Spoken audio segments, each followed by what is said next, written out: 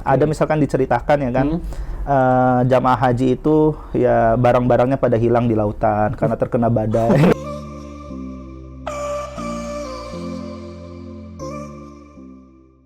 Bismillahirrahmanirrahim. Assalamualaikum warahmatullahi wabarakatuh. Ketemu lagi di podcast Ngobras, ngobrol bareng sejarah di komunitas Jejak Islam untuk Bangsa. Kali ini kita sama Sabta nih, pegiat JIB juga. Jadi kita kan lagi masuk ke musim haji nih. Idul Adha ya. Idul Adha. Nah, kita coba ngelihat gimana sih sebetulnya, bukan Idul Adha di Indonesia, tapi ketika itu masa haji ini kan kita banyak orang Indonesia nih yang naik haji. Di masa silam tuh seperti apa sih sebetulnya gitu. Nah, kita coba ngobrol-ngobrol sebentar. Nanti kita juga pengen tahu gimana perkembangannya lah, apa yang dilakukan pemerintah. Tapi untuk pertama kalinya nih, mungkin kondisi jemaah haji di Indonesia itu gimana itu kan? Maksudnya kan Indonesia nih mayoritas Muslim yang sudah ratusan tahun gitu ya, mungkin ribuan gitu. Nah, gimana sih sebetulnya prosesi haji perjalanannya atau itunya? Ya. Pertama kalau kita bicara soal sejarah haji ya, itu kan pertama bagian dari rukun Islam ya kan. Yang pasti setiap umat Islam pasti ingin menjalankan ibadah haji itu karena menjadi bagian kewajibannya. Cuma kalau kita berbicara soal sejarah pelaksanaan haji di Indonesia, memang sebenarnya belum begitu diketahui. Maksudnya kapan pertama kali orang-orang Indonesia katakanlah naik haji gitu kan ke Mekah sana gitu kan. Itu memang sulit untuk dilacak gitu kan. Kapan pertama kali ada orang Nusantara yang datang ke Mekah gitu kan untuk naik haji atau untuk keperluan lain gitu kan. Kalau untuk perdagangan ya mungkin sudah berlangsung lama gitu kan ya. Tapi kalau untuk haji ini memang sulit sekali ditemukan datanya siapa dan kapan untuk pertama kalinya. Tapi kalau kita lihat kan kesultanan Islam yang ada pada masa itu kan menjalin hubungan diplomatik juga ya dengan kawasan Timur Tengah ya kan, baik dari Samudra Pasai, Banten gitu kan. Dan memang pada masa itu pun ya sebagian besar yang naik haji itu ya pasti dari keluarga-keluarga sultan gitu, dari para bangsawan-bangsawannya gitu kan, atau mungkin ada beberapa para pedagang-pedagang yang kaya gitu kan, mereka berdagang sekaligus mampir haji gitu kan. Dan yang paling bisa dilacak itu adalah ya para ulama Nusantara yang ada di Mekah dan Madinah, yang mana mereka kan tujuannya itu ya menuntut ilmu sekaligus pergi ibadah haji gitu kan. Itu ya banyak juga lah para ulama-ulama yang ada di Mekah dan Madinah kan. Misalkan kalau kita baca bukunya Prof. Jumadi Azra itu kan yang jaringan ulama, itu kan sangat banyak sekali tuh ulama Nusantara yang mereka menetap di Hijaz ya, kawasan Hijaz sejak abad ke-15, abad 16, abad 17 gitu kan. Di Mekah Madinah maksudnya ya. Dan mereka bahkan sangat berpengaruh di sana kan, menjadi guru, bahkan menjadi imam di masing-masing mazhab gitu kan. Dan seperti itu. Nah, nanti baru kemudian pada masa-masa modern itu nanti mulai semakin banyak nih orang-orang yang pergi ibadah haji gitu.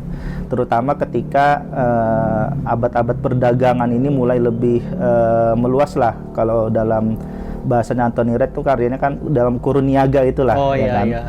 Yang mana Tenggara dalam masa kurun niaga itu ya. Yang bahkan orang-orang Eropa pun juga kemudian datang ya kan, dan ikut berdagang di kawasan Asia Tenggara, di kawasan Timur Tengah gitu kan. Itu semakin banyak orang-orang Nusantara yang kemudian pergi untuk beribadah haji ke daerah Hijaz sana.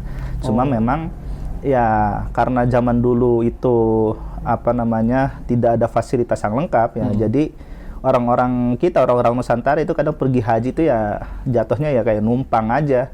Misalkan ada pedagang nih mampir ya kan, ditanya kamu abis ini mau dagang kemana? Oh, saya mau ke Hijaz, mau ke Arab. Ya udah ikut nebeng ke sana gitu kan. Nanti dia jadi tidak resmi lah perjalanannya. Tidak ada yang bukan resmi. tercatat gitu ya. Iya, karena kan dulu belum ada travel haji kan. Belum ada penyedia perusahaan yang memang fokus mengangkut jamaah haji ya kan, atau mengangkut katakanlah wisatawan atau apa gitu kan. Dulu kan kapal itu ada paling mengangkut perdagangan atau kan karena urusan diplomatik ya kan. Jadi ya sudah mereka akhirnya numpang di kapal-kapal yang seperti itu gitu. Tadi kan disebutkan ada ulama-ulama Nusantara yang kemudian menetap di Mekah atau Madinah mengajar. Berarti mereka mengajar komunitas orang Nusantara sendiri, orang Indonesia nih, orang Kepulauan Melayu, atau orang asing di sana, berarti ada komunitas orang kita juga dong di sana? Ada. Jadi ada komunitas orang Nusantara di kawasan Hijaz ya, di daerah Arab atau Timur Tengah sana. Itu kan kita nyebutnya komunitas Jawi itu kan. Oh, Jawi, Para pelajar-pelajar Nusantara yang memang menetap di sana gitu. Tapi kalau kita tidak spesifik orang Jawa berarti ya? Luas sih. Kalau komunitas Jawi itu ya memang berasal dari kawasan Nusantara ini. Tapi kalau kita berbicara ulama yang ngajar di sana, murid-murid mereka ya bukan hanya dari orang-orang kita doang.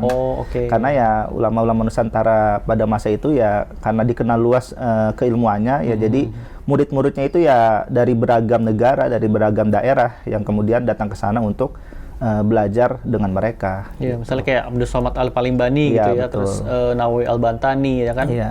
Junaid Al-Batawi tadi, banyak ya sebetulnya. Banyak sekali sebenarnya.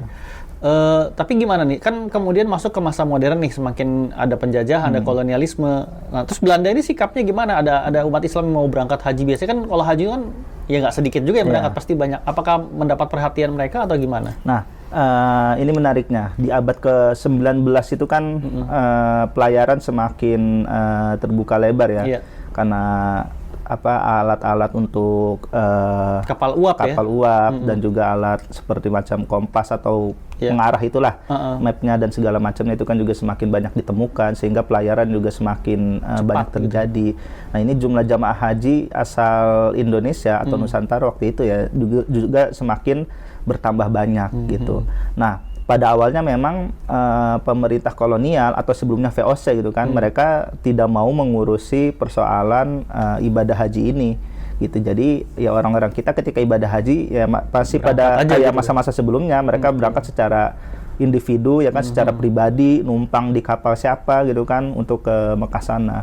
Nah masalahnya ketika tidak dikoordinir seperti itu, banyak kemudian kasus-kasus yang menimpa jamaah kita. Ada misalkan diceritakan ya kan, jamaah haji itu ya barang-barangnya pada hilang di lautan karena terkena badai. Ya karena nyemplung gitu ke laut ya. Karena itu kan mereka naik kapal itu bukan kapal khusus jamaah haji, tapi kapal namanya kapal dagang kan, banyak barang-barang penuh gitu kan. Kondisinya pun buruk berarti. Kondisinya ya buruk, tidak ada fasilitas tempat tidur.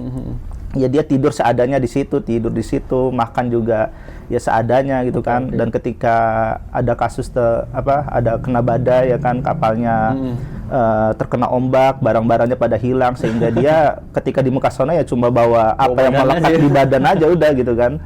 Terus ada juga kasus yang dia pergi sekeluarga tapi kemudian keluarganya juga pada hilang karena badai itu atau karena penyakit ya kan. Sehingga dia di sana kemudian sendiri kan. Ada juga yang kasus dia nggak bisa balik setelah pergi haji gitu kan. Nggak ada ongkos gitu buat pulang. Iya, nggak ada ongkos lagi gitu kan karena bekalnya habis. Dan banyak kasus-kasus yang kayak gitulah. Sehingga salah satu yang membuat pemerintah kolonial ingin ikut campur dalam mengurusi ibadah haji adalah ya kondisi jamaah yang kemudian tidak terkoordinir seperti itu, gitu. Bawa penyakit lah atau gimana, berantakan nasibnya udah di sana nggak jelas betul. gitu ya. Karena kan bawa penyakit itu kan bukan hanya di sana, tapi dari sana ke sini juga bisa membawa penyakit ya kan. Bukan berarti karena hajinya yang bawa penyakit, bukan, karena tapi pertemuan dengan banyak orang. Pertemuan dengan banyak orang atau bahkan di kapal ya kan, karena kapal itu kan juga bisa menyebarkan penyakit. Nah sehingga di sini membuat pemerintah kolonial khawatir, maka kemudian mereka perlahan mulai ingin mengkoordinir kegiatan untuk jamaah haji ini. Itu alasan pertamanya. Alasan yang keduanya itu adalah ya karena pada masa itu di Mekah ya, itu kan menjadi pusat pertemuan dari seluruh umat Islam ya di seluruh dunia. Jadi di situ ada pertukaran informasi ya kan, mereka saling berbagi kabar ya kan.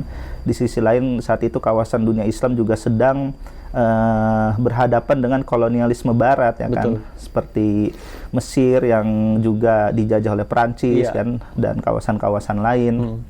Nah, dari pertukaran informasi ini mereka kemudian menumbuhkan kesadaran bahwa ini kita sesama umat Islam kok dijajah ya kan, dizolimi sama kolonial orang-orang Barat nih ya kan. Sehingga di situ kemudian memunculkan rasa kesadaran ingin memberontak, ingin melawan untuk mengusir kekuatan-kekuatan kolonial Barat dari daerah-daerah mereka. Jadi ada semacam kesadaran politik lah dari haji ini ya. Terus? Karena pada masa itu kan juga sedang gencar-gencarnya ide pembaharuan Islam ya di kawasan Timur Tengah itu. Nah maka kemudian banyak kasus para haji ya, orang-orang yang setelah pulang dari ibadah haji kemudian kembali ke Nusantara, ini kemudian mengkoordinir perlawanan terhadap pemerintah kolonial. Seperti terhadap Padri Belanda. itu misalnya dulu ya. Nah, orang-orang Padri itu kan berasal dari para haji ya kan, yang baru pulang dari Mekah. Terus juga pemberontakan petani Banten 1888 juga dikoordinir oleh para haji ya kan. Dan banyak pemberontakan kecil itu yang dipimpin oleh mereka yang sudah berhaji gitu kan, atau tokoh agama gitu kan. Sehingga ini membuat pemerintah kolonial kemudian berpikir bahwa wah ini para haji kalau didiemin ya malah makin bahaya gitu. Nih, karena mereka nggak bisa dikontrol ya kan, ya di sana nggak bisa dikontrol, di sini nggak bisa dikontrol. Maka disitulah kemudian pemerintah ingin terlibat dalam urusan ibadah haji gitu. Berarti ada motif apa ya namanya, kestabilan sosial lah ya, biar nggak bawa penyakit misalnya, atau nggak menyusahkan orang-orang kita di sana gitu kan, tidak terbengkalai misalnya karena nyusahin pemerintah di sana kan, pemerintah Turki Utsmani ya, Daulah Utsmaniyah. Terus ada juga motif politik gitu ya. Berarti bukan karena pemerintah kolonial peduli dengan orang-orang kita. Dan ada motif ekonomi juga, karena ketika dikoordinir kan masyarakat kita bayar ke pemerintah kapal kolonial. Pelayaran, benar-benar. Saya jadi ingat kisahnya Muhammadiyah ketika mereka mulai menginisiasi perjalanan haji mandiri, artinya mereka sendiri menyewa kapal. Karena waktu itu sempat baca di tahun 20-an itu sewa kapal tuh sudah begitu mahal, karena kapal-kapal swasta Belanda ini naikin harganya semau-mau mereka karena mereka memonopoli kan. Kemudian Muhammadiyah mencoba menyewa kapal sendiri. Itu menarik sih, artinya motifnya itu lebih pragmatis sebetulnya pemerintah kolonial dalam mengurus orang haji ini, biar mereka sendiri nggak rasa repot dan ada keuntungan gitu ya. Tapi mungkin ini pertanyaan sedikit iseng aja sih. Mungkin sampai zaman sekarang kan kalau ada yang mau berangkat haji ini kan diantar segambreng gitu ya. Mungkin ini merefleksikan masa lalu betapa perjalanan haji itu sulit banget kali ya. Iya betul. Karena memang ya ada tradisi itu juga ya. Bagaimana orang ketika ingin berangkat haji itu kan dianggap seolah-olah ini dia ingin pergi selamanya. Gitu. Karena itu tadi perjalanan haji itu sangat berat ya kan, dan itu kan waktunya berbulan-bulan. Kalau kita mungkin kan jamaah haji ini datang hamin sebulan ya, baru berangkat ke Mekah atau ke Madinah gitu kan. Nah tapi kalau zaman dulu ya mereka berangkatnya ya sejak setahun sebelumnya atau 6 bulan sebelumnya, karena memang pelayaran itu kan sangat sulit, waktunya juga sangat lama, dan belum lagi kalau ada hal-hal yang mungkin membuat mereka terlambat gitu kan. Sehingga ketika pergi beribadah haji ya mereka bisa membutuhkan waktu 2 tahun, 3 tahun baru kembali ke sini. Makanya ya ada tradisi seperti itu kan, kita mengantar mereka bikin semacam selamatan untuk perjalanan berbahaya pergi haji gitu kan, seperti itu. Oke, mungkin itu dulu untuk soal haji. Nanti kita akan ngobrol lagi di episode berikutnya lanjut tentang haji. Terima kasih Sab. Segitu dulu teman-teman. Assalamualaikum warahmatullahi wabarakatuh. Waalaikumsalam warahmatullahi wabarakatuh.